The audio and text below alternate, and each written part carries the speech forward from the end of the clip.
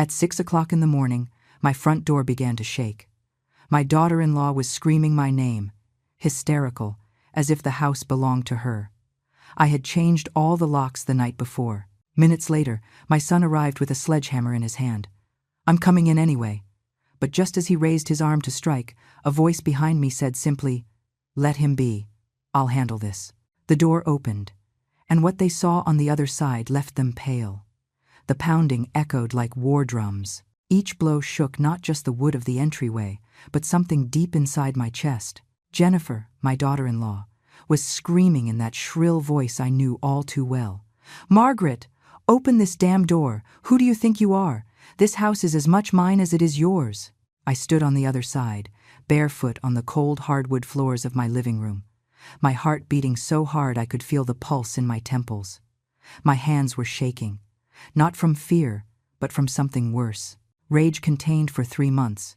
Rage that had fermented in silence until it turned into something cold and calculated. I looked at the wall clock, the one my late husband Robert had bought in Switzerland 30 years ago. It was 6:07 in the morning. Mr. Sterling, my attorney, would arrive in 20 minutes. I just had to hold on. "Mom?" Now it was the voice of Christopher, my son, my only son. "I know you're in there. Open up right now." I heard a different sound, metallic, heavy, and then his voice, but with a tone I had never heard before. "I'm coming in anyway, with or without a door." I peeked through the peephole. Christopher was holding a sledgehammer, the kind used in construction. His eyes were bloodshot. Jennifer, by his side, had her arms crossed and a twisted smile on her lips, a smile of anticipated victory. I felt my legs go weak. Was this how it all ended? My son, the baby I nursed, the boy I cared for when he had pneumonia at 7 years old, the young man I helped pay for his first car. Was he going to break down my door? Then, a deep voice resonated behind me. "Let him be. I'll handle this." I turned my head. Mr. Benjamin Sterling was standing in the hallway in his impeccable gray suit, a leather briefcase in his hand. He had arrived early, much earlier than agreed. "How did you get in?" I whispered. "Through the back door, Mrs. Margaret, just as you instructed last night." He looked at me with those calm eyes that conveyed authority. "Open it for them. It is time they see what they have lost." My hand went to the deadbolt. I slid it back slowly. I turned the knob. The door opened. And the moment Christopher and Jennifer saw Mr. Sterling standing there, with his imposing presence and steely gaze, the sledgehammer fell to the floor with a dull thud. The two of them went pale. Literally. As if they had seen a ghost, because they knew exactly who this man was. And they knew their plan had just crumbled. But before I tell you how I ended up changing the locks of my own house to protect myself from my son, I need you to understand something. I wasn't always this woman. The Margaret who opened that door with steady hands didn't exist 3 months ago. 3 months ago, I was someone else, a fool, naive. A mother who believed that love could conquer all. If you want to know how a 68-year-old woman went from being the perfect victim to slamming the door in her own family's face, subscribe to this channel, because what comes next will change the way you view a mother's love forever. Mr. Sterling didn't smile. He didn't need to. His mere presence was enough to shift the entire energy of that threshold. He took a step forward, standing right beside me, and spoke with that voice that had terrified dozens of scammers in the courtroom. "Good morning, Christopher, Jennifer." He paused deliberately. "I regret to inform you that you no longer have legal authority to enter this property without the express consent of the owner." Jennifer was the first to react. Her face went from pale to bright red in a matter of seconds. "Who the hell do you think you are? We live here. We have rights." The attorney opened his briefcase with infuriating calm. He pulled out a thick manila folder and extracted several documents. The sound of the paper was the only thing heard besides my son's heavy breathing. "I am Attorney Benjamin Sterling, State Notary Public.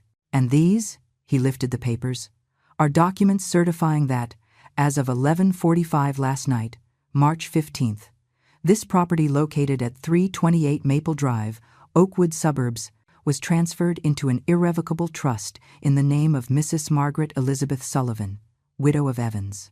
Christopher finally found his voice. It sounded broken, desperate.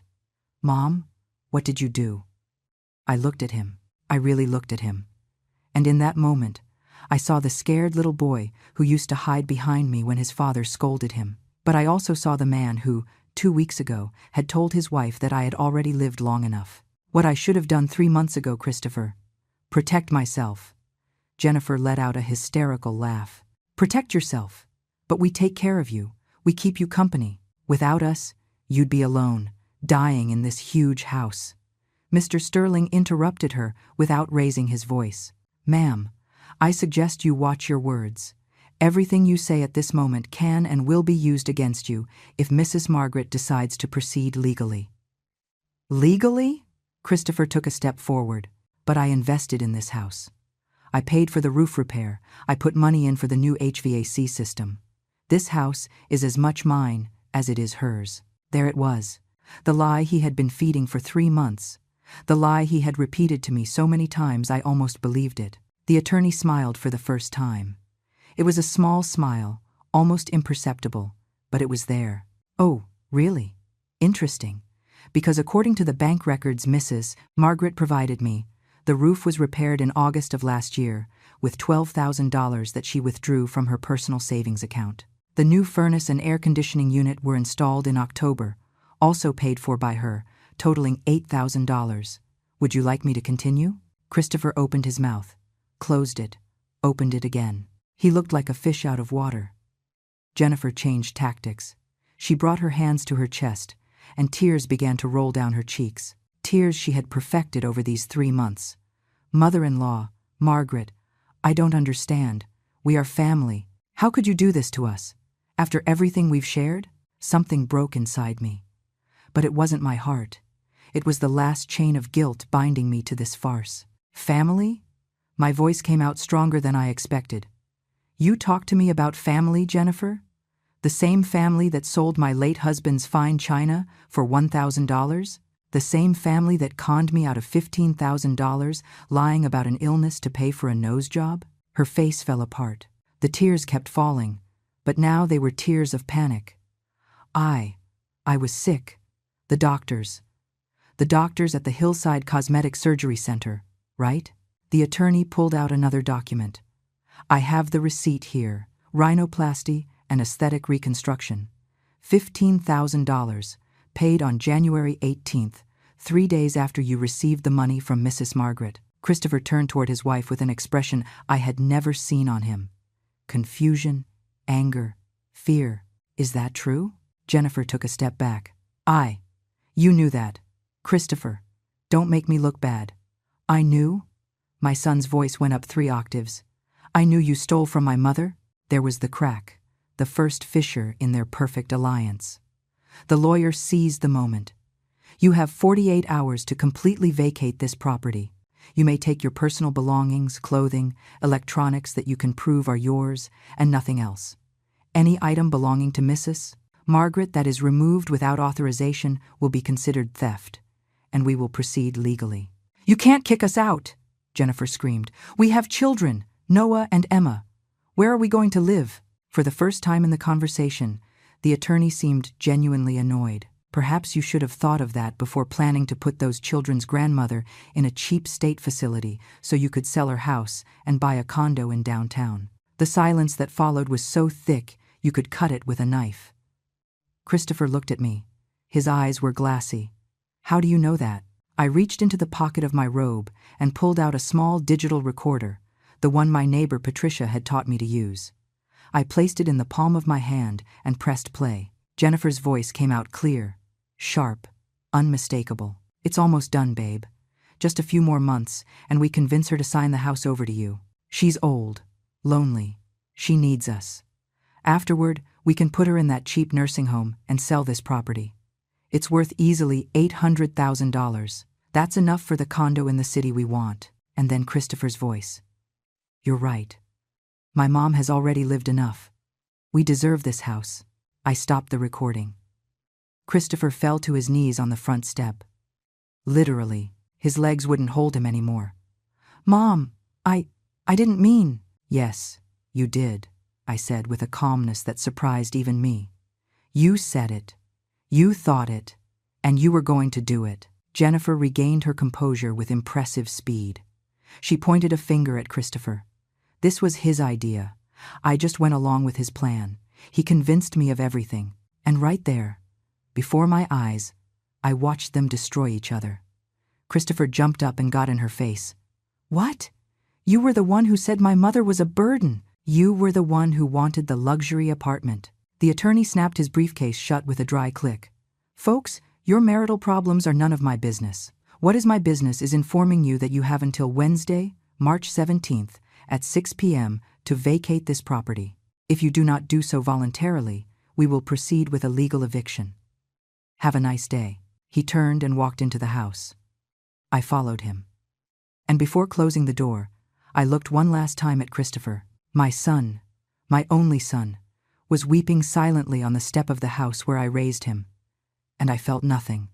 Well, no, that is a lie. I felt relief. I closed the door and slid the bolt. Mr. Sterling looked at me from the hallway. Are you all right, Mrs. Margaret? I nodded slowly.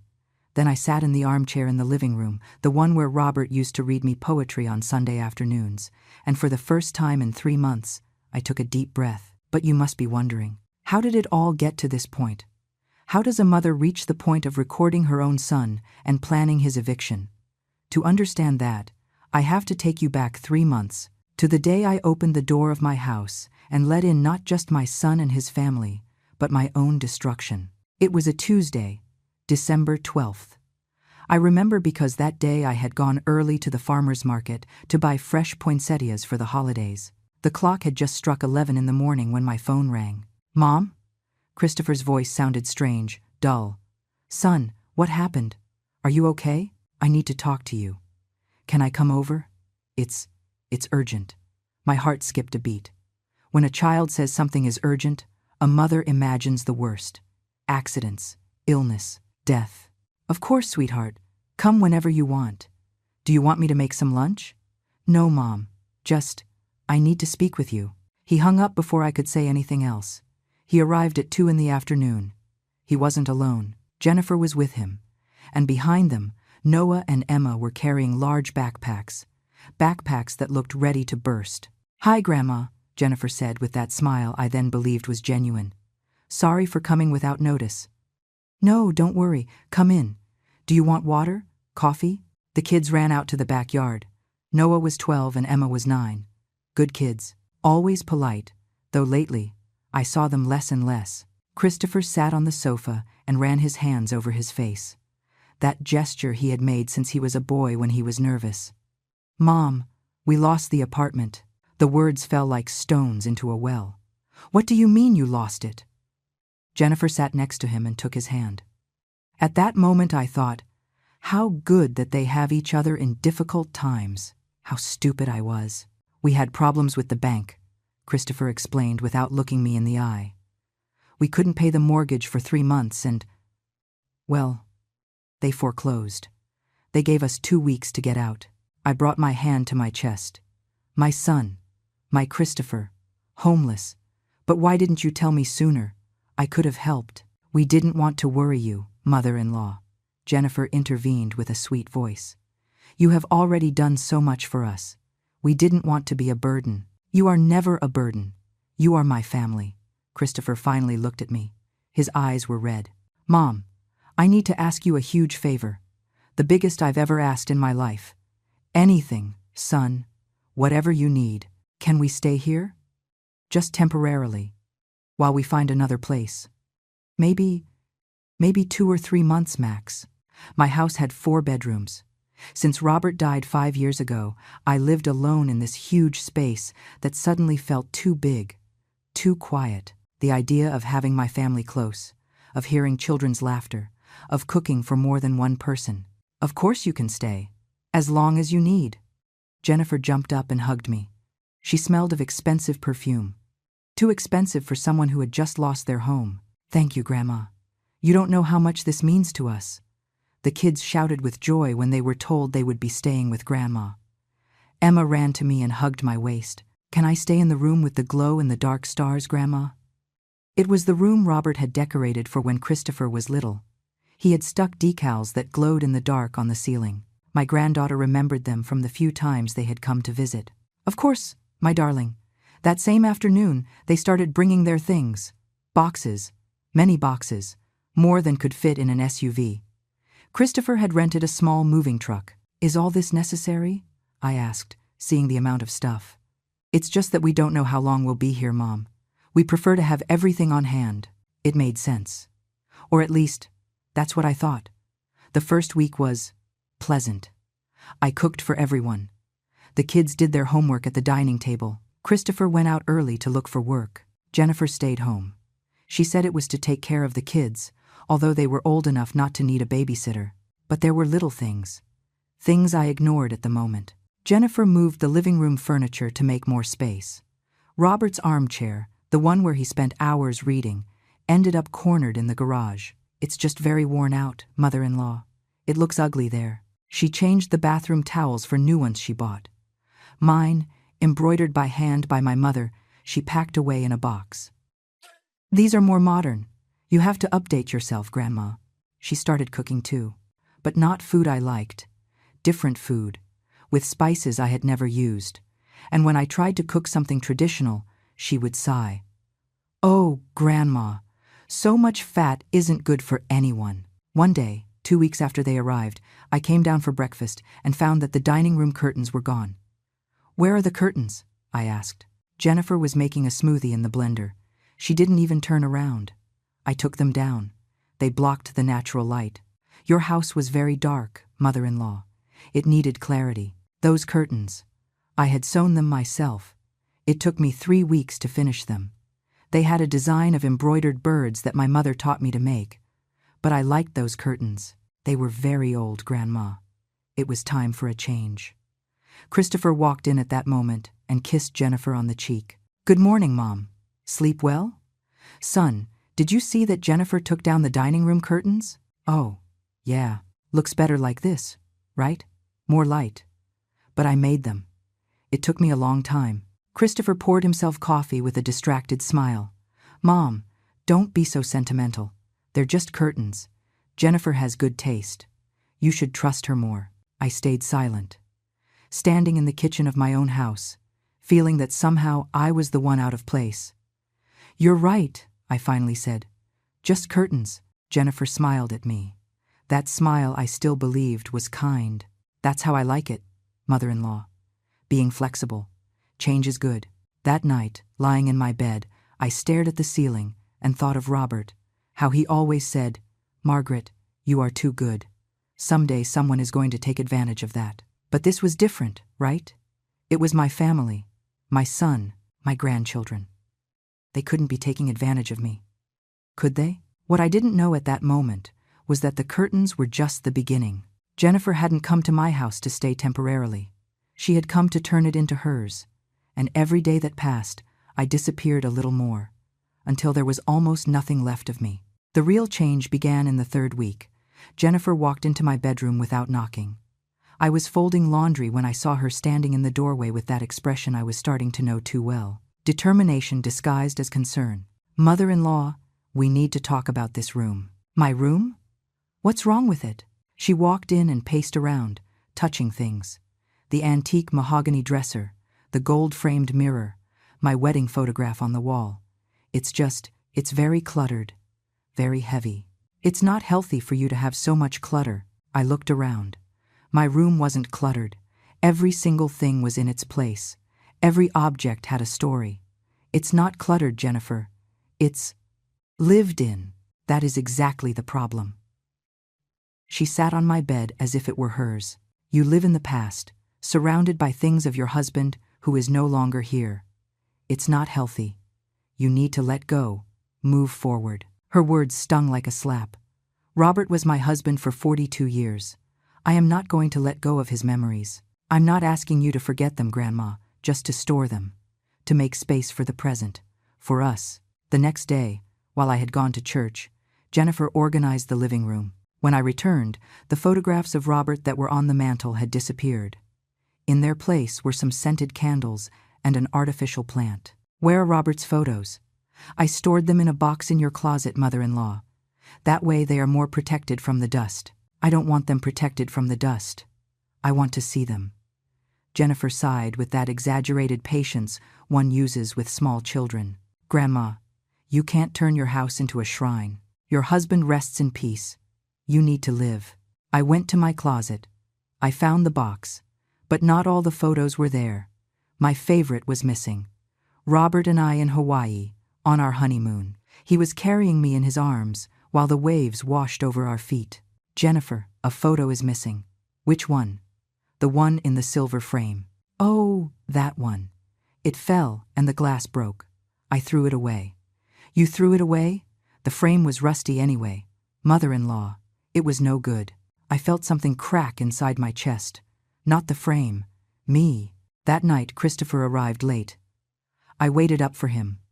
Son, I need to talk to you. Mom, I'm tired. Can it be tomorrow? No. It has to be now. He dropped onto the sofa with a sigh of annoyance. Okay. What is it? Jennifer is throwing away your father's things. She changed the whole house. And I feel like a stranger in my own home. Christopher didn't even look me in the eye. He kept staring at his phone. Mom, Jennifer is just trying to help. This house was very neglected, very outdated. It is my house, Christopher. And I liked how it was. Well, maybe you needed someone to show you that there are other ways to live. He finally looked up. You know what your problem is, Mom? You cling too much to the past. Dad died 5 years ago. It's time you moved on. His words pierced me like knives. Moving on means forgetting your father? It means stop living in a museum. He stood up. Jennifer is trying to modernize things. You should be grateful that someone cares about you. And he went to sleep. I sat in the darkness of the living room with Jennifer's scented candles filling the air with a smell that wasn't my home, and for the first time since they moved in, I cried. But the worst was yet to come. 1 week later, Jennifer walked into the kitchen with a huge smile. Mother-in-law, I have wonderful news. I hired a deep cleaning service. They are coming tomorrow to leave everything spotless. Cleaning service? But I clean the house. Oh, Grandma, with all due respect, you clean the old-fashioned way. We need professional disinfection. Don't worry, I'll pay. The next day, 3 people arrived with uniforms and industrial cleaning products. Jennifer directed them like a war general. Those furniture pieces in the garage, take them to the trash. Those boxes there too. And that old display cabinet, please, take it out. Wait! I ran towards them. That cabinet belonged to my grandmother. You can't throw it away. It's full of termites. Mother-in-law. It's a nest of bugs. I don't care. It's from my family. Jennifer made a gesture of exasperation. Fine, we leave it. But at least let them take out all that old junk from the garage. I didn't pay attention to exactly what they took from the garage. Fatal error. 2 days later, I looked for Robert's vinyl record collection, the jazz albums he had collected for 30 years, the ones we played on Sunday afternoons while he held me in the kitchen and sang in my ear. They weren't there. Jennifer, where are Robert's records? The records? Oh, Grandma, the cleaners threw those away. They were scratched. Some couldn't even be listened to. They threw them away? Yes, but don't worry. Now there is Spotify. You can listen to any song you want. I sat on the garage floor, right there, where Robert's armchair once was, where his records once were, our life. And I wept like I hadn't wept since his funeral. Jennifer appeared in the doorway. Oh, mother-in-law, don't be so dramatic. They are just things, just objects. But they weren't just objects. They were pieces of my life, pieces of Robert, pieces of me. And she was throwing them in the trash, one by one. That night I told Patricia, my lifelong neighbor. She was 72, and a widow like me. We sat in her garden with herbal tea. Margaret, that woman is erasing you, she said with her characteristic frankness. She is erasing your history to write hers. But she is my daughter-in-law, my son's wife. And that makes her more dangerous, because she comes with a family label. And you, out of respect for your son, tolerate what you wouldn't take from a stranger. Her words kept spinning in my head all night. The next day, Jennifer painted the living room, without warning, without asking. When I arrived from the store, the walls that had been peach-colored for 20 years were now dark gray. Do you like it? She asked with pride. It's the trendy color. It looks very elegant. I chose that peach with Robert. We spent a whole weekend painting together. Well, now it's gray. Peach was out of style, mother-in-law. You have to update. Christopher arrived and applauded. Wow, it looks incredible, babe. Very modern. Your mother isn't happy, Jennifer said with a victim's voice. Christopher looked at me with disappointment. Mom, really? Jennifer is making an effort to improve the house, and you just complain. I didn't ask for it to be improved. I liked it how it was. Well, nobody else liked it. It was depressing. That word. Depressing. As if my life with Robert had been depressing. I went to my room without dinner. And that night, lying in the dark, I realized something terrible. I no longer recognized my own house. The walls, the furniture, the smells, everything was different. Everything was Jennifer's, and I was becoming a tenant in my own home. But if they thought losing my memories was the worst thing Jennifer did to me, they were wrong.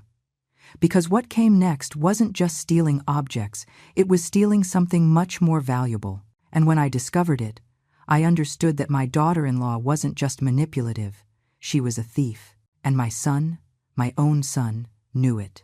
It was a Thursday afternoon, January 18th.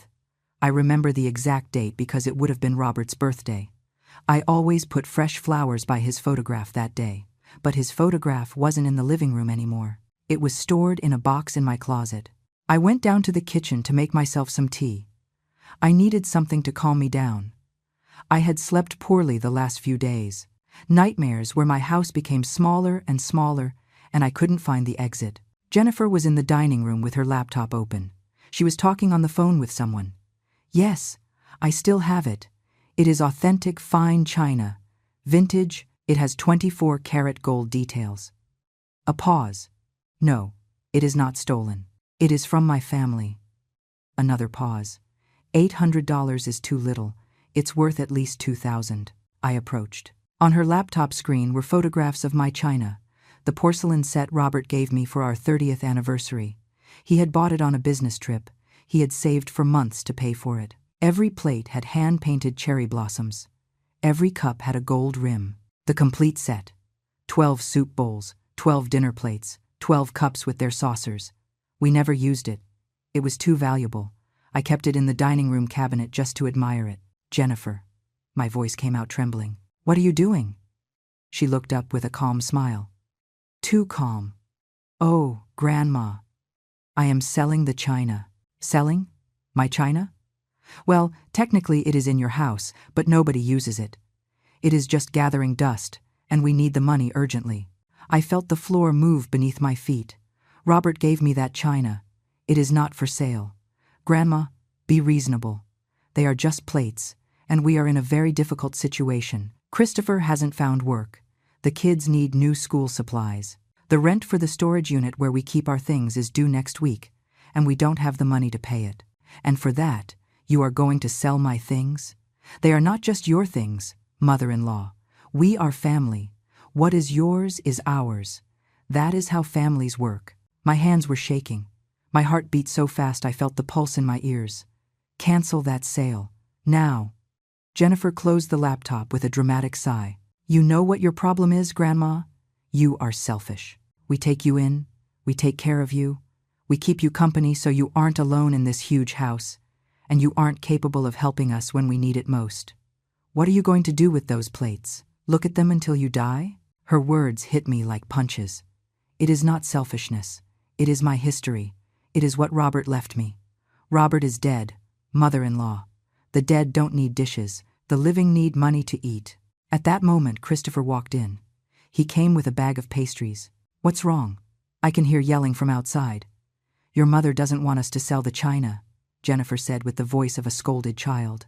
She prefers her grandchildren to go hungry rather than part with some old plates. Christopher looked at me with that expression that broke my soul.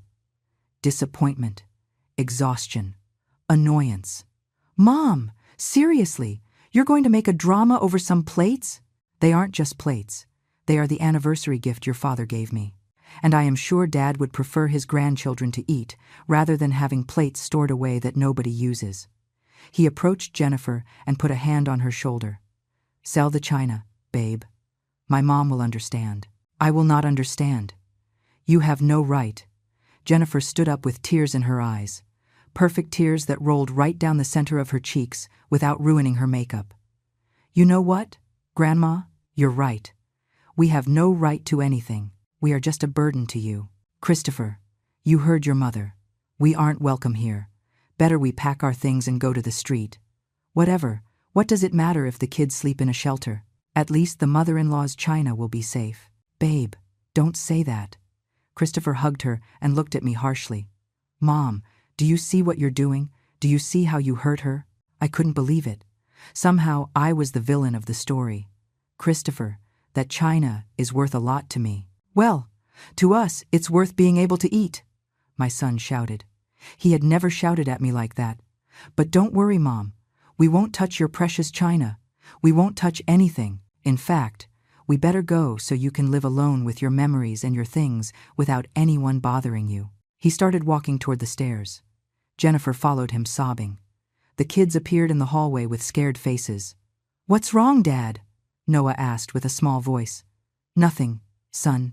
We are going to pack. Your grandmother wants us to leave. I didn't say that, I screamed. But no one listened to me. 2 hours passed, 2 hours in which I heard movement upstairs.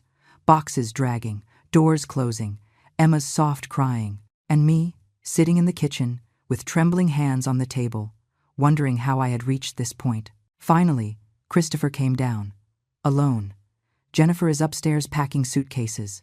The kids are confused and scared. I hope you are proud of yourself. Christopher, I only asked that you not sell your father's china. And what did you want us to do, Mom? Beg in the street? Stop eating? He sat in front of me with glassy eyes. I thought you were different. I thought you would understand. But it turns out you are like all the selfish old women who only think about their things and not their family. Those words. Selfish old women. My own son. Okay, I whispered. Sell the china. What? Let her sell it. If that is what you need, let her sell it. Christopher blinked, surprised. Then his face softened, and he took my hands. Mom, I knew you would understand. Thank you, thank you. I promise you that when I have a job, I'll buy you another set just like it. He ran up the stairs shouting, Babe, my mom said yes, we can stay. That night, lying in my bed, I looked at the empty cabinet in the dining room. Jennifer had packed the china immediately, as if she was afraid I would change my mind. $5,000 that china was worth. I know because when Robert died, an appraiser came to do an inventory for the will. $5,000 in memories, in love, in years of marriage. And my daughter-in-law was going to sell it for $1,000. The next day, Jennifer left early. She returned 6 hours later with bags of new clothes, brand-name jeans, designer blouses, expensive shoes. Did you manage to sell the china? I asked. Yes, mother-in-law. Thank goodness. With this, we could pay the storage unit rent. But the bags in her hands told another story. Jennifer, those bags. Oh, this. I found some incredible sales. Buy one, get one free. I couldn't resist. You bought clothes with the money from my china? Not all the clothes. I also paid the rent. And I bought supplies for the kids. And, well, I deserve to treat myself. Don't you think? I've been very stressed. She went to her room whistling a song. And I stayed there, standing in my dark gray living room, with my bare walls, with my empty cabinet, finally understanding the truth. They hadn't come to stay temporarily. They had come to keep everything. But if they thought stealing my memories and belongings was enough to destroy me, they were wrong, because Jennifer had a much more elaborate plan, a plan that involved lies, fake hospitals, and $15,000 that I was going to give her voluntarily. Because when a snake identifies its prey, it doesn't stop until it devours it completely. 2 weeks after the China incident, Jennifer began acting strange, stranger than normal. She got up late. She walked around the house with a hand on her forehead, sighing deeply. She left her food halfway finished, saying she had no appetite. And every time someone asked her what was wrong, she responded with a dramatic, "Nothing. Nothing. I'll be fine." But she said it in that way that screams, "Ask me more. Please ask me." It was Emma who finally fell into the trap. "Mom, are you sick?" Jennifer brought her hand to her chest and her eyes filled with tears. I don't want to worry you, my love. I have some weird symptoms, but it's nothing serious, surely. Christopher stood up from the table, alarmed. What kind of symptoms? Dizziness, nausea, and, well, I've been bleeding a little. She lowered her voice as if it were a terrible secret. From places I shouldn't. My heart skipped a beat. Despite everything, I didn't wish harm on anyone, much less a serious illness. Jennifer, you have to go to the doctor, I said immediately. I can't, Grandma. We don't have health insurance now that we lost our jobs. And a private consultation with a specialist costs a fortune. It doesn't matter what it costs. Your health is more important. Jennifer looked at me with those big, bright eyes, as if I were her savior. Really? Mother-in-law? You would help us with that? Of course. Tomorrow we make an appointment. That night I heard Christopher and Jennifer talking in their room. Their voices came through the crack in the door. I told you it would work, whispered Jennifer. Your mother has a bleeding heart. You just need to scare her a little. I couldn't hear Christopher's answer, but I didn't want to believe it either. Surely I had misunderstood. The next day, Jennifer showed me the name of a clinic, Street Luke's Specialized Medical Center. It sounded prestigious, expensive. Dr. Melgar is the best oncologist in the city, she said with a trembling voice. But his consultations cost $300. It's okay, I'll pay. I accompanied her to the appointment. But when we arrived, she asked me to wait outside. Mother-in-law, they are very intimate studies. I'm embarrassed for you to be there. Do you mind waiting in the lobby? Of course not, daughter. Go ahead. I waited 2 hours. 2 hours looking at old magazines in an impeccable waiting room with marble floors and expensive ornamental plants. When she came out, her eyes were red from crying. What did the doctor say? I asked, jumping up. I need tests. Many tests. MRI, CT scan, specialized blood work. Her voice broke, and a biopsy. Oh my God. They don't know yet. That's why they need the tests. But the doctor said the faster we do them, the better. She took my hands. Grandma, I know it's a lot to ask. I know we have already abused your generosity. But I'm scared. Very scared. How much do the tests cost? $15,000. She said the figure as if it were a death sentence. It is a lot of money. Too much. We have no way to pay it. Maybe I can wait a few months until Christopher gets a job. You can't wait if it's something serious. Let's go to the bank right now. Jennifer hugged me so tight I could almost not breathe. Thank you, mother-in-law. Thank you. You don't know what this means to me, to my children. We went to the bank that same afternoon. I sold some stocks I had held onto for years, meant for a rainy day. Stocks worth more than $15,000. But I sold them fast, without thinking, because a human life is worth more than any investment. I handed the money to Jennifer in a cashier's check. God bless you, daughter, and may everything turn out well. She cried in my arms. Tears I then believed were genuine. During the next 2 weeks, Jennifer went out early to do the tests. She returned tired, pale, with stories of needles and machines and worried doctors. Do you have results yet? I asked every day. Not yet, Grandma. They are very complex tests. It takes time. The kids were scared. Noah asked me one night, Grandma, is my mom going to die? No, my darling. Your mom is going to be fine. The doctors are going to cure her. But inside, I was scared too. And then that Tuesday arrived. February 5th. I went to the mall to buy winter socks. I bumped into Patricia, my neighbor, coming out of Macy's. Hey, Margaret, I saw your daughter-in-law the other day at the Oakbrook Center. She looked very good, very pretty. When did you see her? Last Friday. She was leaving a clinic. One of those fancy ones. Cosmetic surgery. The world stopped. Cosmetic surgery? Yes, the Hillside Clinic. My niece works there as a receptionist. She told me your daughter-in-law got her nose done. It turned out very nice, by the way. I arrived home with the shopping bags trembling in my hands. Jennifer was in the living room watching television, eating popcorn, with her new nose. It was subtle, but now that I knew, I could see it. The tip a little more upturned, the bridge finer. Jennifer, can I talk to you? Sure, Grandma. What's up? I ran into Patricia at the mall. Her face didn't change. Not a muscle. Oh, how nice. How is she? Good. She told me she saw you leaving the hillside clinic. Silence. The cosmetic surgery clinic, I continued with a trembling voice. Last Friday, the day you were supposedly getting the MRI. Jennifer left the bowl of popcorn on the table, slowly, carefully. Mother-in-law, can I explain? Explain what? My voice came out higher than I intended. Explain that you lied to me? That you conned me out of $15,000 with an invented illness? I didn't invent anything. I did feel bad. You got a nose job. With my money. She stood up from the sofa with that speed that scared me. And so what if I did? What is the problem? I also deserve to feel good about myself. Not everything is about you and your needs. It was my money. Money I gave because I believed you were sick. I was sick. Sick with insecurity. Sick with low self-esteem. She touched her nose with pride. This surgery saved my life as much as any cancer treatment. I couldn't believe it. I couldn't believe the nerve. I want my money back. Jennifer let out a laugh. A cold laugh that froze my blood. Your money? Grandma, you gave it to me. It was a gift. No returns. It was not a gift. It was for your medical treatment.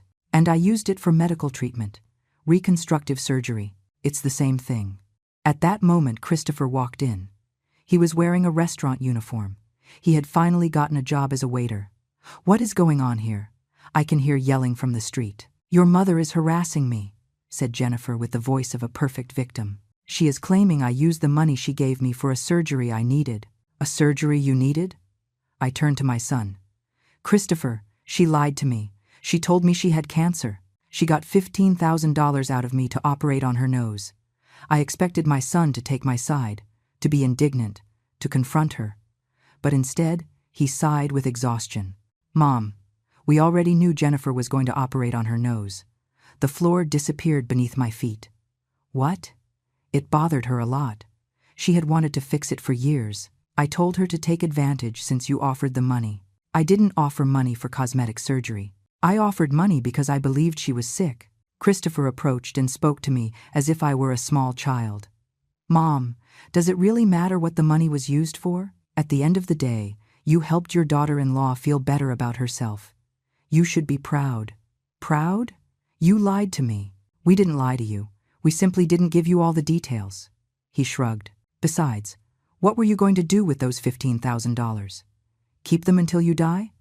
At least now they served for something useful. Jennifer crossed her arms with a satisfied smile.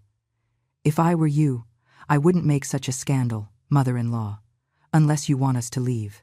Because if we continue arguing like this, it's going to be impossible to live under the same roof. It was a threat, disguised as concern, but a threat nonetheless.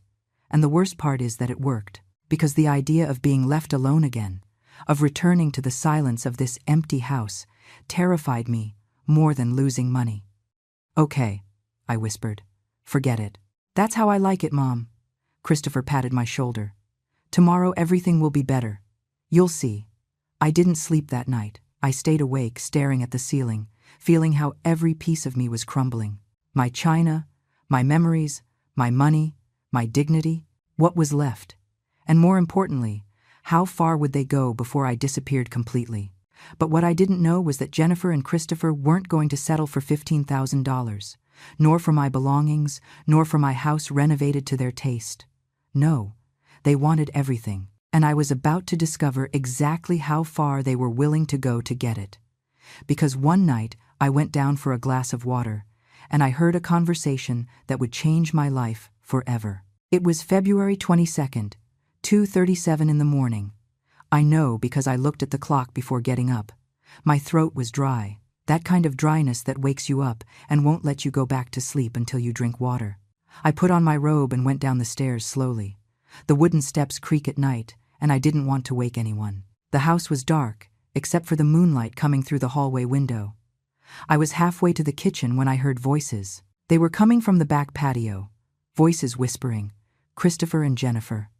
Something in my instinct told me not to turn on the light, not to make noise. I stood paralyzed by the kitchen door leading to the patio, hidden by the shadows. And if it doesn't work? It was Christopher's voice. It sounded nervous. And if she refuses? She won't refuse. Jennifer's voice was cold, calculating. Nothing to do with the sweet tone she used with me. It's almost done, babe. We just need a few more months. A few more months of what? Of softening her up, of making her feel she needs us, that she is old, that she can't do it alone anymore. I heard the sound of a cigarette lighting. Jennifer smoked in secret. She thought I didn't know. In about 3 months max, she continued. We convince her to sign the house over to you, for her own security. Understand?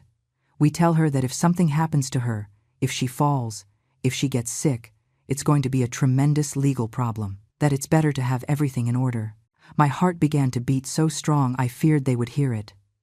And if she suspects? Asked Christopher. She won't suspect. She is alone. She has only us. And besides, Jennifer let out a giggle. We have already shown her who is boss here.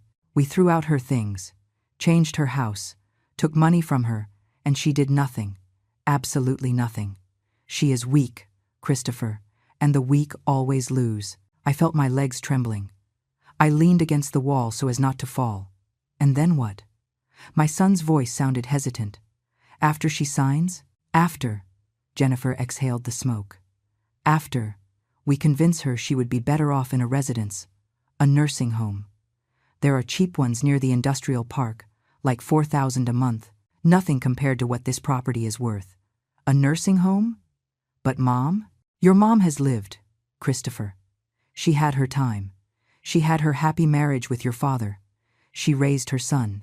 And what about us? Are we going to live our whole lives squeezed in small apartments, paying eternal rent, while she lives alone in this huge house? But she is my mother, and for that very reason we aren't going to leave her on the street. We are going to pay for a home. She will be well taken care of. She will have food, a roof, nurses. Her voice became harder. Christopher, this house is worth minimum $800,000. $800,000. Do you know what we can do with that money? There was silence. A long and heavy silence. We could buy the condo downtown that we saw, Christopher said finally. His voice no longer sounded hesitant. It sounded excited. The 3-bedroom one with the park view? Exactly. And we still have enough left over to start a business, or to invest, or whatever we want. Jennifer threw the cigarette down and crushed it with her foot. Your mom doesn't need this space anymore. We do. We have kids. We have a future. She only has a past. And if she says no?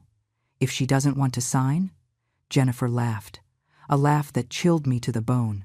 She won't say no, because by May she will be so worn out, so tired, so emotionally lonely that she will sign whatever just so we don't abandon her. Trust me. I know how these old women work. My grandmother was the same. You just need to break their spirit little by little. And when they have no strength left to fight, they are yours. You're right. Christopher's voice now sounded convinced. My mom has already lived enough.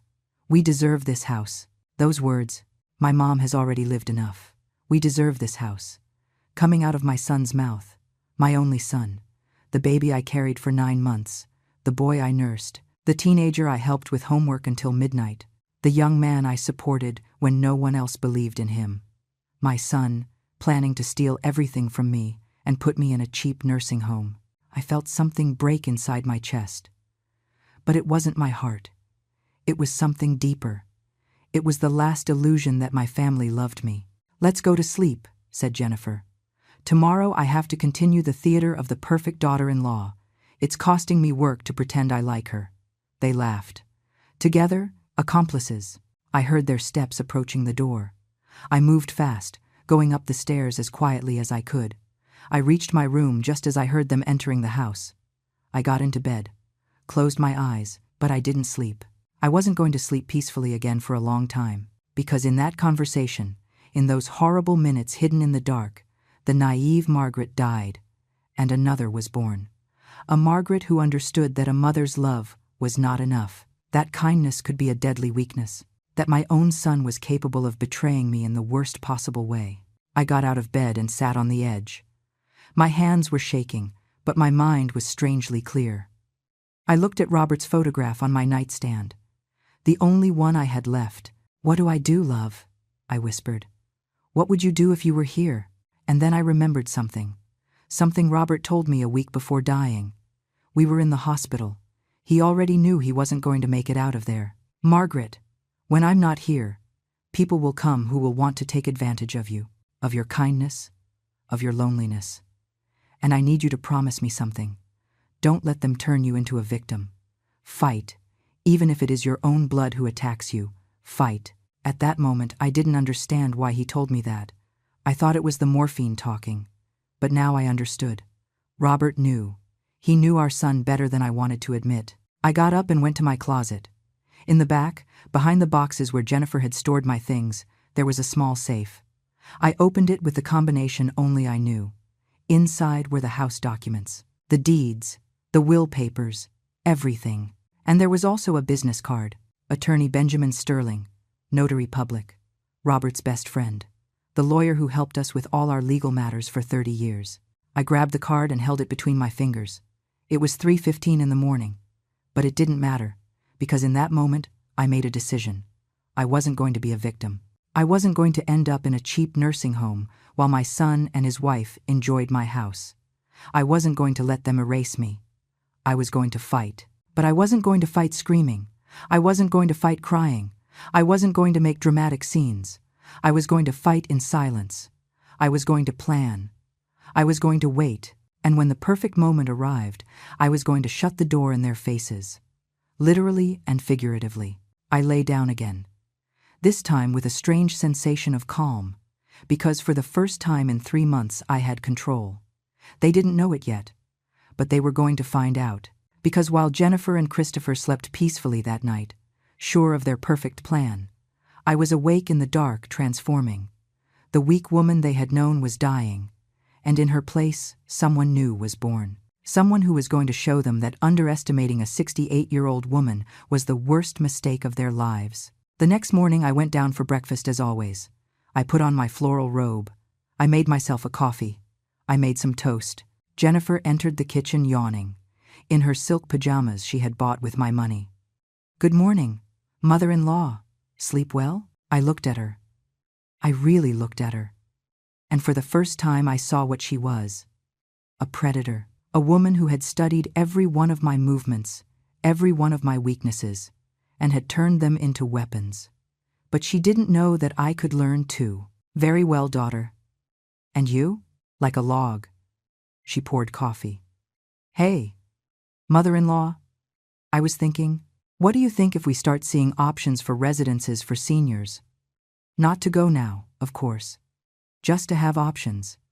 In case one day you need them." There it was, beginning to plant the seed. 2 days ago I would have panicked. I would have asked why. I would have cried. But the Margaret of yesterday died in the darkness of 2:37 a.m. "You know what, Jennifer? You're right. At my age, one never knows. It would be good to be prepared." Her face lit up with surprise and satisfaction. "Really? How good that you take it with maturity, mother-in-law.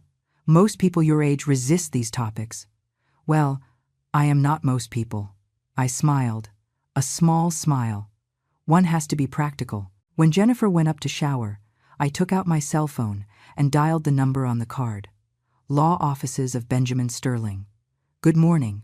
This is Margaret Sullivan, widow of Evans. I need to schedule an urgent appointment with Mr. Sterling, but let it be in his office, not at my house. And please, let it be today if possible." "One moment, ma'am." Pause.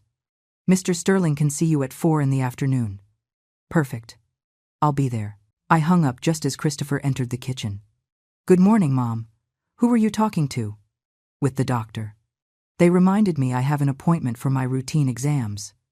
I lied, with such naturalness that I surprised myself. "Oh, that's good. Want me to go with you?" "No, son. I know you have to work. I can go alone." At 3 in the afternoon, I left the house. I took an Uber to Mr. Sterling's office downtown. The secretary showed me in immediately. The attorney stood up from his desk when he saw me. He was 70 years old, hair completely white, and those eyes that had seen everything. "Mrs. Margaret." He gave me a sincere hug.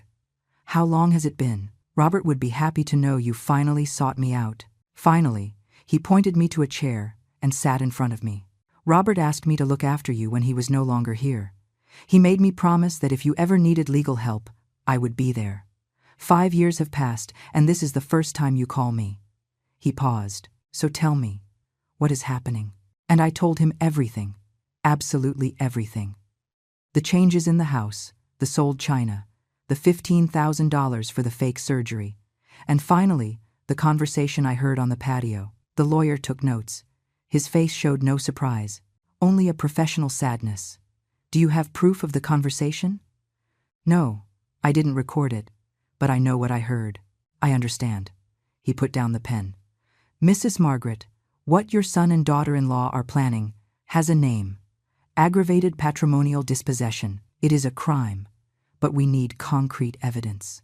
"How do I get that evidence?" He leaned back in his chair. "You need a recording, a conversation where their plan is clear, and you need to document everything. The objects they have sold without your permission, the money they have taken from you with deceit, everything. I have bank receipts for the $15,000 and photos of the china before they sold it." "Excellent. That is a start. Now, about the house." He took out a folder and began to explain legal options to me: trusts, living wills, deeds with legal locks. "What I recommend is creating an irrevocable trust. The house remains in your name under legal protection. You can live there as long as you want. And you can designate beneficiaries who only receive the property under specific conditions you establish." "Like what?" "Like the beneficiaries can only receive the house when they reach a certain age, or that they can never sell it, or that if you are committed to a nursing home without your consent, the trust is annulled and the house passes to another person." A spark of hope lit up in my chest.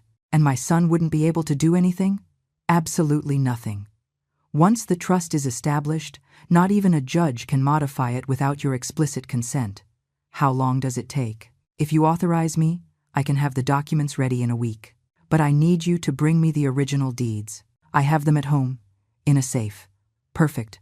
And one more thing, Mrs. Margaret." He leaned forward. "I need you to act normal. Don't raise suspicions. Continue being the same Margaret they know.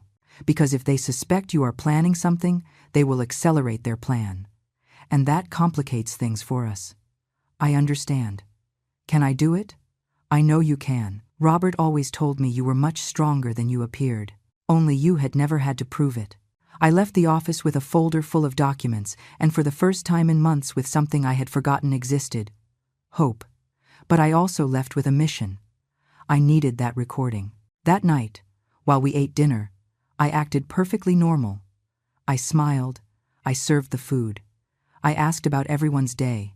Jennifer looked at me with approval. "You look happy today, mother-in-law. Did something good happen?" "Just that the doctor said I am in very good health for my age. I have years ahead still." I saw her smile freeze for a fraction of a second. Years ahead didn't enter into her plans. "How nice, Grandma, how nice." The next day, I went to visit Patricia, my neighbor. "Patricia, I need your help." "Anything, Margaret. What do you need?" "I need to learn how to use a recorder, one of those small ones that can be hidden." Patricia asked no questions. She had known me for 30 years. She knew that if I asked for something like that, it was for a good reason. "My grandson gave me one last year because I'm afraid of forgetting things. I've never used it. It's yours." She taught me to operate it. It was the size of a USB stick. It could be hidden anywhere, and it recorded with impressive clarity. "Thank you, friend." "Are you in trouble?" I was in trouble.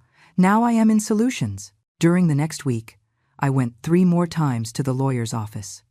I brought the deeds. I signed documents. I established the trust. And every night, I left the recorder on in different places in the house. In the living room, in the dining room, on the patio. I recorded conversations of Christopher and Jennifer talking about accelerating the process, about pressuring the old woman more, about how much longer they were going to tolerate living there. And finally, one night, I recorded pure gold. They were in their room. They thought I was already asleep. The recorder was hidden behind a plant in the hallway, right outside their door. Jennifer said with a clear and audible voice, "It's almost done, babe. In a few more months, we convince her to sign the house over to you. She's old, lonely, she needs us. Afterward, we can put her in that cheap nursing home and sell this property. It is worth easily $800,000. That's enough for the condo in the city we want. And Christopher responded, "You're right. My mom has already lived enough. We deserve this house." It was almost identical to the conversation I had heard weeks ago. But now I had it recorded, with the date, with the time, with their unmistakable voices. The next day, I took the recording to Mr. Sterling. He listened to it completely, twice. Then he nodded. "This is sufficient, more than sufficient. What follows? Now we wait. Your trust is ready. The documents are registered. Legally, your house is protected. But I want us to have a moment of maximum impact. A moment where they show their true nature in front of witnesses. How? Provoke them. Do something that forces them to show their true colors. And when they do, I will be there." I thought about it for 2 days. What could I do that would force them to show their plan? And then it occurred to me. On March 14th, during dinner, I said casually, "Christopher, Jennifer, I have been thinking, you are right. At my age, maintaining this house is a lot of work. Maybe I should consider moving to a residence. And you could keep the property." Jennifer's eyes lit up like Christmas trees. "Really? Mother-in-law? Are you serious?" "Completely. In fact, I saw some very nice residences. There is one in Lake Forest that looks lovely." Christopher took my hand. "Mom, it is a very mature decision on your part. I am proud of you. I just need you to help me with the papers. We have to transfer the deed of the house. Mr. Sterling can help us. Do you think we should call him?" "Yes," Jennifer almost shouted with excitement. "Call him tomorrow. In fact, I already spoke with him. He can come Monday, March 15th, at 10 in the morning. "Perfect," said Christopher. "We will be here." That night I heard their celebrations from my room. Champagne, laughter, plans. And I, in my bed, smiled in the dark.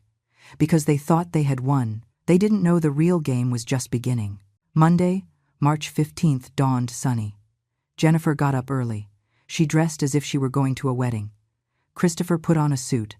Both were electric with excitement. But what they didn't know was that I had changed the locks Sunday night, and that Mr. Sterling wasn't coming to transfer the house to them.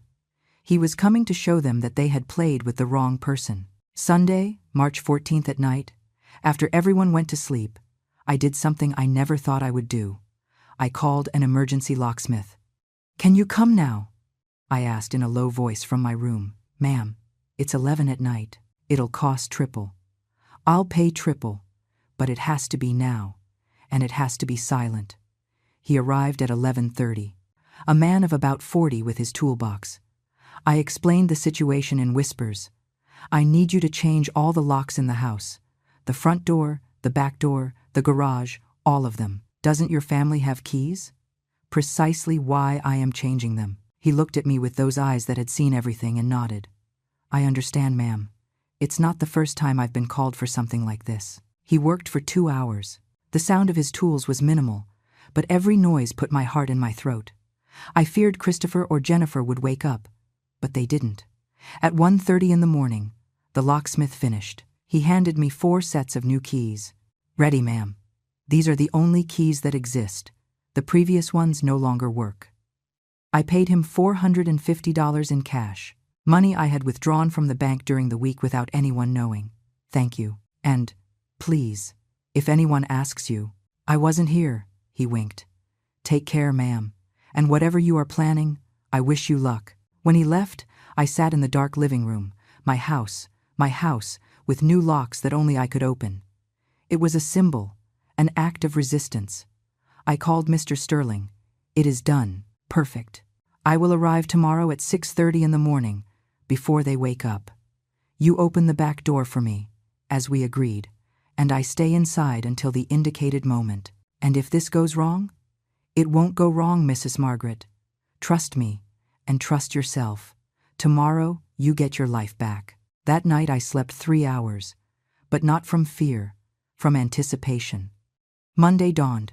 Christopher and Jennifer got up early, excited. Jennifer put on a wine-colored dress, heels, perfect makeup. She looked as if she were going to sign $1 million contract, which in her mind she was.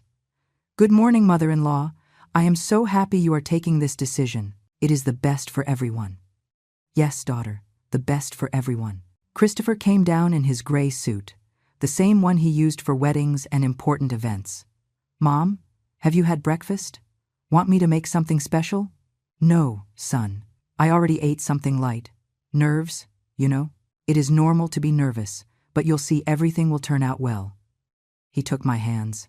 You are going to be in a nice place, with people your age, with medical care 24 hours a day, and we will visit you often.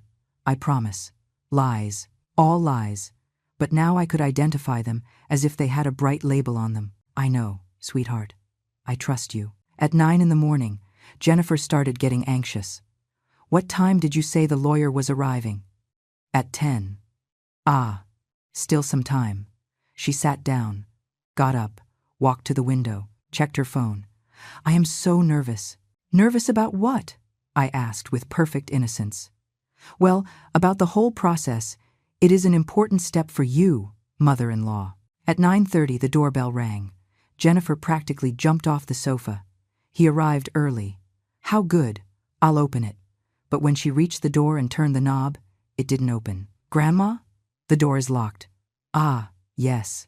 I put the deadbolt on last night. Coming. I approached slowly. Looked through the peephole. It wasn't Mr. Sterling. It was a neighbor selling cookies. It's not him. It's Mrs. Gable selling cookies. Are you going to open? No, I already have breakfast. Thanks. Jennifer looked at me strangely, but said nothing. At 10 o'clock sharp, the doorbell rang again. This time it was the lawyer, but he came accompanied by a younger man with a briefcase. And also coming were Christopher and Jennifer from inside, practically running toward the door. Grandma, open! They're here. But I didn't move. Grandma, what are you doing? Open up. In a moment. In a moment? They are knocking on the door. Christopher approached and tried to open. Turned the knob. Nothing.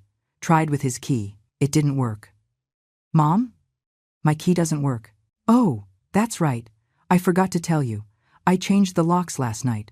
Silence absolute. What? Jennifer looked at me with eyes wide open. Why would you change the locks? For security? At my age, one never knows. The doorbell kept ringing, now with insistence. Mother-in-law, open the damn door, shouted Jennifer. Don't speak to me like that, Jennifer. Open the door. Christopher tried to calm down. Mom, please. The lawyer is outside. We are going to sign the papers. Remember? Yes, I remember perfectly. And then I didn't open the door. I let them knock and knock and knock. 5 minutes, 10 minutes. Jennifer began to lose composure. What is she doing? Did she go crazy? Christopher dialed his cell, probably trying to call the lawyer to apologize. 15 minutes later, the ringing stopped. Jennifer's face was red with fury. We lost the appointment. The lawyer left. Are you happy? Calm down, Jennifer. Everything is under control. Under control? You ruined everything. I didn't ruin anything. In fact, I looked at my watch. Everything is going according to plan. What plan? Christopher looked at me confused. At that moment, I heard the back door open. The steps I knew, dress shoes on the kitchen tiles. Christopher and Jennifer turned around, and there was Mr. Benjamin Sterling, entering from the hallway with his impeccable suit and leather briefcase. Good morning, everyone. Apologies for the delay. Christopher and Jennifer's faces were a poem. Confusion, shock, incipient fear. How? How did you get in? Stammered Jennifer. Through the back door. Mrs. Margaret gave me access a few minutes ago. Christopher looked at me. Mom, what is going on? Sit down. I said with a calm I didn't know I had. It is time we talked. For real. No lies. No lies? Jennifer let out a nervous laugh. We haven't lied to you, mother-in-law. Oh, no? I pulled my small recorder from my sweater pocket. Then explain this. I pressed play. Jennifer's voice filled the room. It's almost done, babe. In a few more months, we convince her to sign the house over to you. She's old, lonely, she needs us. Afterward, we can put her in that cheap nursing home and sell this property. It is worth easily $800,000. Jennifer's face went white as paper. And then Christopher's voice. You're right. My mom has already lived enough. We deserve this house. Christopher collapsed onto the sofa. Literally. His hands were not shaking. I was not shaking. Can you explain to me how I deserve to be in a cheap nursing home while you live in my house? Jennifer regained her composure with impressive speed. She was a survivor, a fighter, but this time she was fighting a lost battle. That recording is illegal. You can't use it. Mr. Sterling intervened with a professional voice. Actually, ma'am, it is completely legal to record conversations on private property when the property owner considers there is intent of fraud or dispossession. And this recording is perfectly admissible in court. There is no fraud, said Jennifer, raising her voice. We take care of her. We keep her company. This house would be empty and sad without us. Take care of me? I laughed, a bitter laugh. Selling my china without permission is taking care of me? Throwing away my late husband's vinyl records is taking care of me? Conning me out of $15,000 with a fake illness is taking care of me? Christopher covered his face with his hands. Mom, please. Please what, Christopher? Please forget that my only son, the boy I gave everything to, planned to throw me away like trash in a nursing home while keeping everything your father and I built? Tears began to roll down my cheeks, but they weren't tears of weakness. They were tears of liberation. For 3 months you made me feel I was crazy, that I was selfish, that I was a bitter old woman who couldn't let go of the past. You made me doubt myself to the point of believing you were right. Jennifer tried to approach. Grandma, we can fix this. Don't touch me.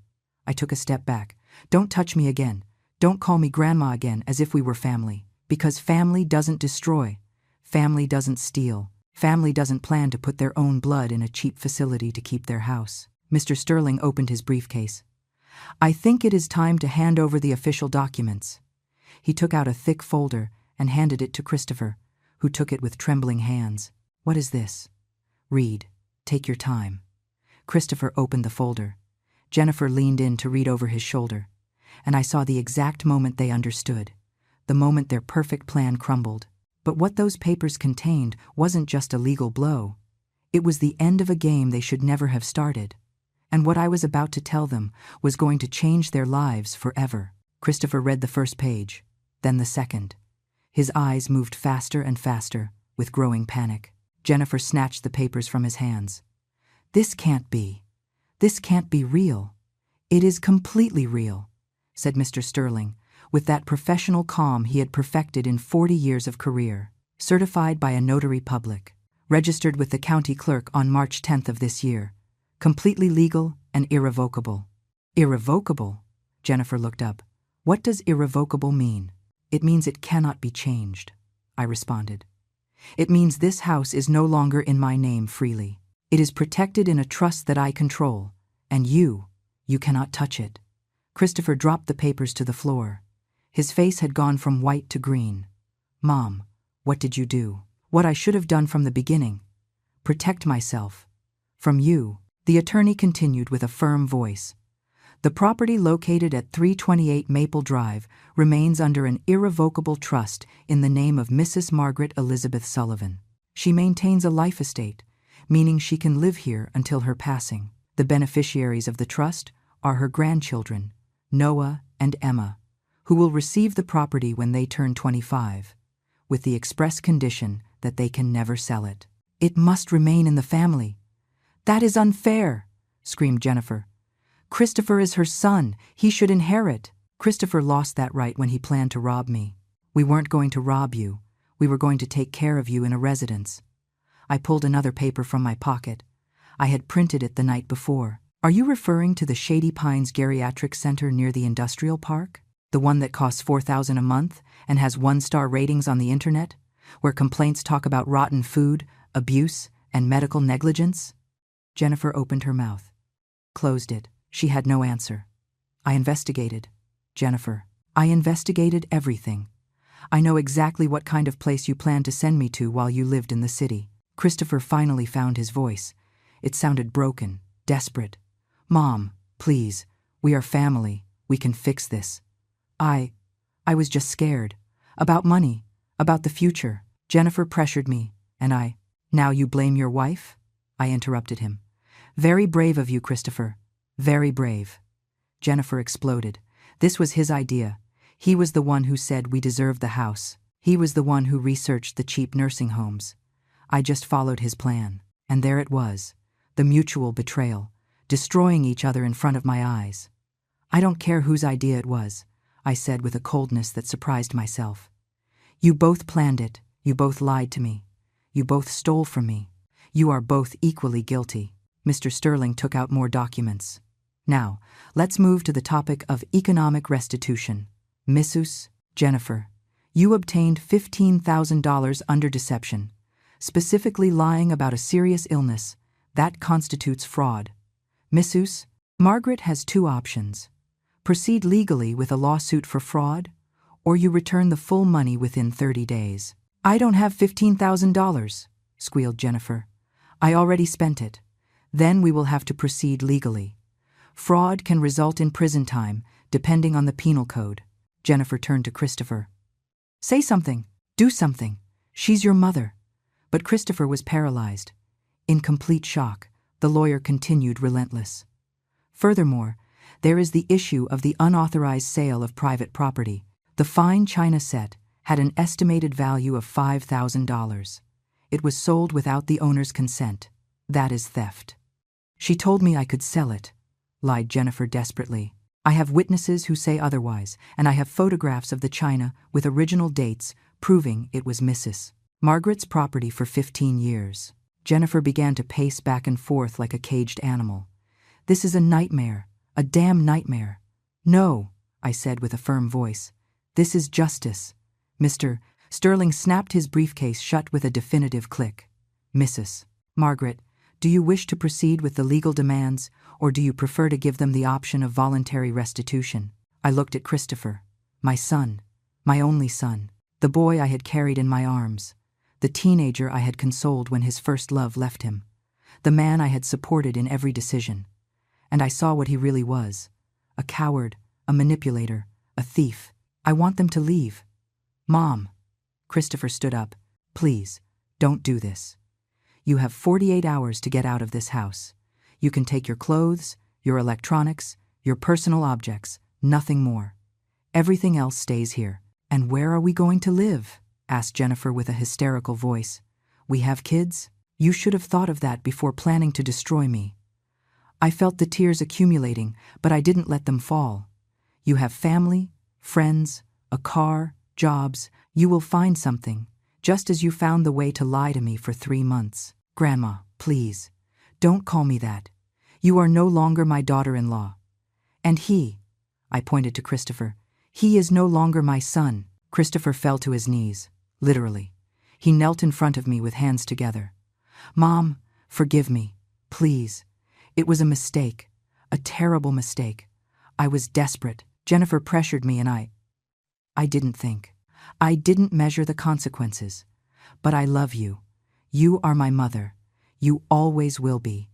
If you loved me, Christopher, you wouldn't have planned to put me in a home like I was garbage. If you loved me, you would have defended your father's memory instead of letting her throw away everything he and I built. I can change. We can change. Give me a chance. I gave you your chance. I gave you 3 months of chances. Every time you threw something of mine away, every time you lied, every time you made me feel guilty for existing, those were chances, and you wasted them all. I turned to the lawyer. About the $15,000, I give them 30 days to return it. If not, I proceed legally. Jennifer let out a shout of frustration and ran toward the stairs. Christopher remained kneeling, crying like a child. Mom, please. Get up, Christopher. You are not a child. You are a 43-year-old man. It is time you acted like one. He stood up slowly. His eyes were red, swollen. And the kids? Noah and Emma? Will we never see them again? That question hurt me. It hurt deep. I love them, and that is why the house is in a trust for them. But I am not going to let you use them as emotional hostages. Mr. Sterling touched my shoulder gently. Mrs. Margaret, if you need a moment. No, I'm fine. I breathed deep. Christopher, you have until Wednesday, March 17th at 6 p.m. to vacate. If you don't do so voluntarily, the attorney will proceed with the legal eviction. And, believe me, you don't want us to get to that. Christopher nodded weakly. He went up the stairs, dragging his feet. The lawyer and I stayed in the living room. The silence was dense, heavy. "Are you sure about this, Mrs. Margaret? Do you think Robert would be proud of me?" The lawyer smiled with sadness. "Robert would be more than proud. He told me once, if something happens to me, Margaret is going to need time to find her strength. But when she finds it, she will be unstoppable." He was right. The tears finally fell. But they weren't tears of weakness. They were tears of liberation. "Thank you for helping me. It is an honor, Mrs. Margaret." That night, lying in my bed, I heard the movement upstairs. Boxes, suitcases, crying, arguments, and I felt something I hadn't felt in months. Peace. It wasn't a joyful peace. It was a painful, sad, bittersweet peace. But it was peace. Because for the first time in 3 months, I had taken control of my own life. I looked at Robert's photograph on my nightstand. I did it. Love. I fought, as you asked me, and I swear in that moment I felt his presence, like an invisible hug, like a whisper saying, "I am proud of you, Margaret. I always was." The next day, Patricia came to visit me. She brought coffee cake and pastries. "How do you feel?" "Like I survived a war." "You survived, friend. And you won." "It doesn't feel like victory. It feels like loss. Because you love your son, and that is never going to change." She took my hand. "But sometimes, loving means letting go. It means setting boundaries. It means saying, 'I love you, but I will not allow you to destroy me.'" She was right. On Tuesday, Emma came down to the kitchen, alone. She had red eyes from crying so much. "Grandma, can I talk to you?" "Of course, my darling. Sit down." She sat, and for a long moment said nothing, just looked at her hands. "I knew," she whispered finally. "What did you know, my love?" "I knew what my parents were planning. I heard conversations. I saw how they treated your things. And I said nothing." Tears started to fall. "Forgive me, Grandma. I should have told you. I should have defended you. But I was afraid my parents would get mad at me." I hugged her tight. "You are not to blame, Emma. You are a child. It is not your responsibility to fix the mistakes of adults. But I feel so bad. I know. Me too. But I want you to know something." I took her face so she would look at me. "This house is going to be yours and your brother's someday. And when that happens, I want you to remember, dignity is worth more than any property. Respect is worth more than any inheritance. And true love never destroys." Emma hugged me so tight I could almost not breathe. "I love you, Grandma. A lot. And I love you, my darling. Always." Wednesday, March 17th at 5 in the afternoon. A moving truck parked in front of the house. Christopher and Jennifer loaded their things in silence. The kids were sad, confused. Noah hugged me before getting into the car. "Are we not going to see you anymore, Grandma?" "Of course you are going to see me. When you want to visit me, just call. This is your house as much as mine." At 10 to 6, Christopher approached. He had an envelope in his hand. "It's $3,000. It's all I could gather. The rest I will pay you little by little. I swear." "Mom," I took the envelope. "You have 30 days to complete the 15,000. Not a day more." "I know." He lowered his gaze. "Mom, I know I don't deserve your forgiveness. I know what we did was unforgivable, but I want you to know that I regret it. Truly. I know, Christopher, but regretting it doesn't erase the damage. Regretting it doesn't return the memories you destroyed. Regretting it doesn't erase the words you said. I know." His voice broke. "Someday, will you ever be able to forgive me?" I looked him in the eyes. "My son, my traitor. I don't know. Maybe. With time. With a lot of time. But for now I need you to leave. I need to heal, and I can't do it with you here." He nodded. A tear rolled down his cheek. "Goodbye, Mom. Goodbye, Christopher." He got in the car. Jennifer didn't even look at me. She started the engine with a screech of tires, and they left. I stayed standing in the entrance of my house, watching the car disappear around the corner. Patricia appeared at my side. "Are you okay?" "No, but I will be." That night I ate dinner alone in my dining room. But it wasn't a sad dinner. I made lasagna, just how my mother taught me. I put on music, Robert's big band records, the ones I had downloaded on my phone because Jennifer had thrown away the originals. And while I ate, I looked at my house. The walls were still gray, but I could paint them again. The curtains were still missing, but I could sew new ones. The memories had been destroyed, but I could create others, because that is what strong women do. We don't give up, we don't break, we rebuild. Epilogue. 3 months later. It was June. The hydrangeas on my street were in bloom, filling the air with that purple color Robert loved so much. I had repainted the walls, peach, again. I had sewn new curtains with embroidered flowers. I had put photographs of Robert all over the house. And something else. I had begun to survive. I took painting classes at the community center. I met other women my age, women with similar stories, women who had also survived family betrayals. We became friends. We supported each other. We reminded each other that we were more than mothers, more than wives, more than caregivers. We were ourselves. One afternoon in June, my cell phone rang. Unknown number. Hello, Grandma? It was Emma. My darling, how are you? Good. Well, not so good. Mom and Dad got divorced. My heart stopped. What? Mom left. She said she didn't want to be with Dad anymore, that he had betrayed her, that everything was his fault. She left with another man, one she met at the gym. Her voice broke. And we are living in a horrible apartment in the city with Dad. It's tiny, dark, smells bad. Oh, my love. But I'm not calling to ask you to take us back. I know we can't come back. Just wanted to hear your voice and tell you that you were right. About everything. Grandma, Mom never loved us, did she? She just wanted the money, the house. And Dad. Dad was very stupid, very weak. She cried. I miss you, Grandma, a lot. I miss you too, my darling. Every day. Can I come visit you? Someday? You can come whenever you want. This was always your house. Thank you, Grandma. I love you. And I love you, my love. Always. I hung up and stared at the phone for a long time. Jennifer had left. Like snakes, she had found another victim, another plan, another opportunity. And Christopher was paying the consequences of his decisions. I didn't feel joy, but I didn't feel guilt either. I felt acceptance. Sometimes life teaches us the hard way, and sometimes people have to lose everything to understand the value of what they had. That night, sitting on my patio under the stars, drinking chamomile tea, I reflected on everything that had happened. I had lost my son, at least temporarily, but I had gained something more valuable. Myself. Because I learned that love without respect is not love. It is slavery. I learned that true family doesn't destroy you. It builds you.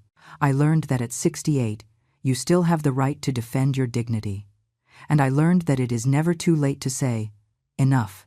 Because true wealth isn't in what you possess. It is in what you don't allow them to take away. Your dignity, your peace, your right to live without fear in your own home. And that is priceless. And so ends my story. A story I never thought I would live. A story that broke my heart but also gave me strength I didn't know I had. If this story touched your soul, if it made you reflect on your own limits, on your own family, on your own dignity, let me know in the comments. Tell me, where are you watching this story from? What city or state are you joining me from? I would love to know that these words reached your heart, no matter where you are. And if you know someone who is going through something similar, share this story. Because sometimes knowing we aren't alone is what gives us the courage to fight. Don't forget to subscribe to the channel for more stories of life, of overcoming, of women who refuse to be victims. Because at the end of the day, we all deserve to live with dignity, we all deserve to be treated with respect, and we all deserve to close doors that hurt us, even if they are the doors of our own family. Thank you for joining me until the end. See you in the next story. With love, Margaret.